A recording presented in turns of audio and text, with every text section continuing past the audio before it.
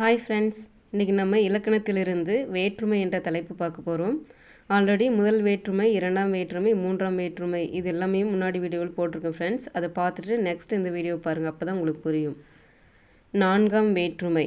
நான்காம் வேற்றுமைக்குரிய உருவு கு என்பதாகும். எடுத்துக்காட்டு: கொடை, முல்லைக்கு தேர் கொடுத்தான். பகை, புகை மனிதனுக்கு பகை.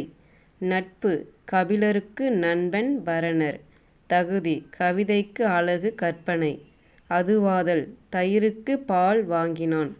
பொருட்டு, தமிழ் வளர்ச்சிக்கு பாடுபட்டார். முறை, செங்குட்டவனுக்கு தம்பி இளங்கோ. எல்லை, தமிழ்நாட்டுக்கு கிழக்கு வங்கக்கடல். இப்போ முல்லைக்கு இக்கு குங்கிறது நான்காம் வேற்றுமை. மனிதனுக்கு கு நான்காம் வேற்றுமை. கபிலருக்கு கு நான்காம் வேற்றுமை. கவிதைக்கு தயிருக்கு, தமிழ் வளர்ச்சிக்கு